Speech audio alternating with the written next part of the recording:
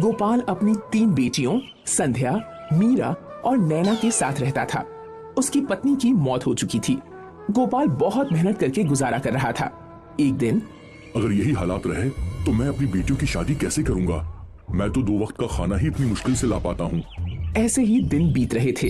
एक दिन गोपाल बीमार पड़ जाता है। घर में खाने को कुछ नहीं होता। गोपाल के इलाज के लिए भी पैसे नहीं होते। घर में जो भी होता है वो संध्या पिताजी को दे देती है और अब उन तीनों बहनों के लिए कुछ नहीं बचता। तीनों पानी पीकर सो जाती हैं। संध्या सुबह उठती है और सोचती है, अब मुझे ही कुछ करना पड़ेगा। पिताजी की तबीयत तो अभी बहुत खराब है, पता नहीं कितना समय लगेगा।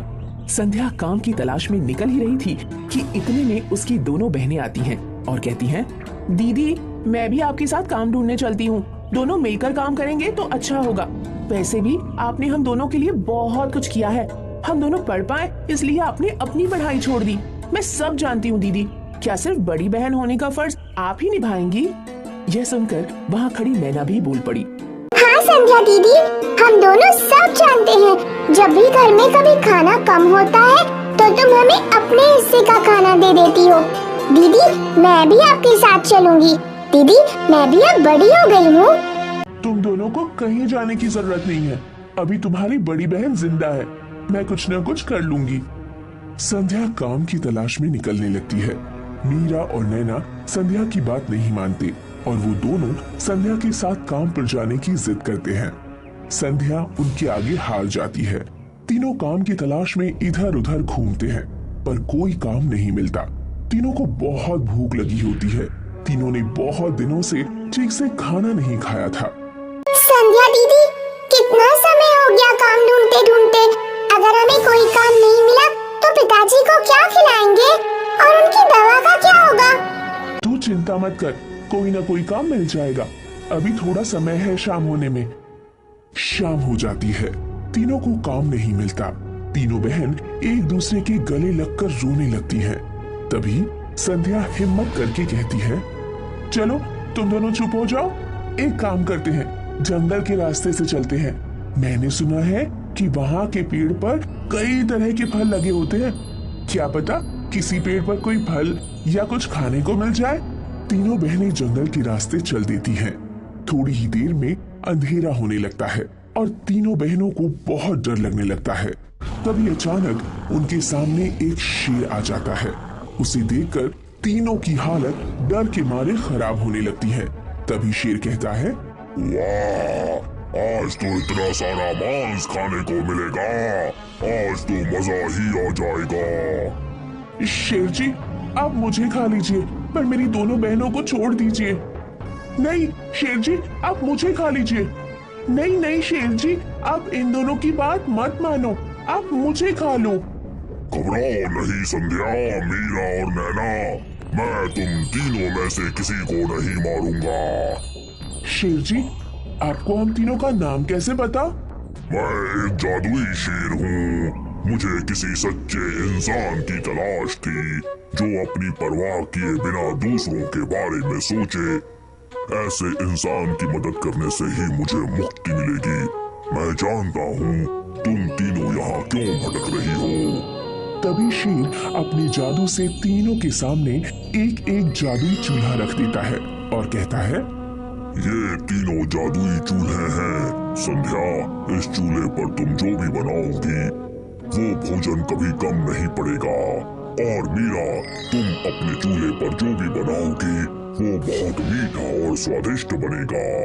और नैना, तुम अपने चूल्हे पर जो भी बनाओगी वो क्या कहते हैं उसे चाइनीज भोजन में बदल जाएगा और बहुत स्वादिष्ट भी होगा। इन चूल्हों का हमेशा सही इस्तेमाल करना और बने हुए खाने को बर्बाद मत करना। ये कहकर शेर गायब हो जाता है। तीनों बहनें जादुई चूल्हे को लेकर घर आ जाती हैं और पिताजी को सब बताती हैं। अब उन सब की जिंदगी बड़े आराम से कट रही है। अब गोपाल भी काम पर नहीं जाता था। अब मीरा और नैना दोनों उस जादुई चूल्हे पर बहुत सारा खाना बना लेती और उसे बर्बाद करती थी। गोपाल और संध्या ने दोनों को ऐसा ना करने को कहा। एक दिन, मीरा, नैना, तुम दोनों इस जादुई चूल्हे का गलत इस्तेमाल कर रही हो। तुम दोनों को अपनी जरूरत के हिसाब से ही खाना बनाना चाहिए। मीरा और नैना पर संध्या की बात का कोई असर नहीं पड़ता। दोनों इसी तरह खाना बर्बाद करती रहती हैं। मीरा अलग अलग तरह के मीठे पकवान बना लेती है, जो मन करता है खा लेती है, बाकी फेंक देती है। नैना भी बिल्कुल ऐसा ही करती है। संध्या ने दोनों को बहुत समझाया, पर दोनों की आदत नहीं सुधरी। एक दिन, संध्या दीदी, क्या तुमने मेरा चूल्हा कहीं देखा है? मिल नहीं रहा है। मेरा भी चूल्हा नहीं मिल रहा है। अरे ये क्या, मेरा भी चूल्हा नहीं है। तभी गोपाल आता है और सारी बातें सुनने के बाद कहता है, मीरा और नैना, मैंने और संध्या ने तुम दोनों को कितना मना किया कि ऐसे खाना बर्बाद ना करो। जादुई चूल्हे पर जरूरत के हिसाब से ही खाना बनाओ, पर तुम दोनों को कुछ समझ नहीं आ रहा था और आज तुम्हारी वजह से संध्या का चूल्हा भी गायब हो गया। ये सब सुनकर दोनों को बहुत बुरा लगता है। रात हो जाती है, दोनों को बहुत भूख लगती है, पर खाने को कुछ नहीं था। सब भूखे ही सोने जाते हैं। अचानक बहुत बारिश होने लगती है और बहुत आंधी तूफान भी आने लगता है। मैंने सोचा था कि कल सुबह उठकर कोई काम ढूंढने जाऊंगा, पर इतनी बारिश हो रही है, लगता नहीं कि ये बारिश 2-3 दिन से पहले रुकेगी। हाँ पिताजी, आप ठीक कह रहे हैं। अब तो 2-3 दिन भूखे ही सोना पड़ेगा। ये सब मेरी ही गलती है। अगर मैं उस चूल्हे पर बने खाने को ऐसे बर्बाद ना करती, तो आज भी वो चूल्हा हमारे साथ होता। मैं उस जादुई चूल्हे के आने के बाद अपने पुराने दिन भूल गई थी कि किस तरह हमें भूखे पेट सोना पड़ता था। मीरा दीदी, तुम ठीक कहती हो। ये सब हम दोनों की गलती से हुआ है और हमारी वजह से संध्या दीदी का चूल्हा भी गायब हो गया। ये कहकर दोनों रोने लगती हैं। संध्या उनके पास जाकर दोनों को चुप करवाती है और कहती है, चुप हो जाओ, तुम दोनों को अपनी गलती का एहसास हो गया, यही बहुत है। भगवान सब ठीक करेंगे। गोपाल और तीनों बहनें सो जाती हैं और अगली सुबह जब मीरा और नैना उठती हैं, तो देखती हैं कि आंगन में तीनों के जादुई चूल्हे रखे हैं। अरे ये तो हमारे ही जादुई चूल्हे हैं। हाँ, ये हमारे ही जादुई चूल्हे हैं, जो कि मैंने ही छुपाए थे तुम दोनों को सबक सिखाने के लिए।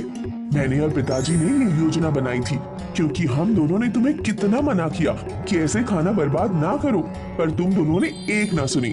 संध्या दीदी, तुमने अच्छा किया ऐसा करके। हम दोनों भूल गए थे कि भूख क्या होती है। हाँ संध्या दीदी, नैना एकदम ठीक कह रही है। दोनों बहनें संध्या, पिताजी और उस जादुई चूल्हे से माफी मांगती हैं और भविष्य में ऐसा ना करने की कसम खाती हैं। अब वो जादुई चूल्हे पर खाना बनाती और गरीब और भूखे लोगों को भी खिलाती, और इसी तरह वे सब प्यार से अपना जीवन जीने लगे।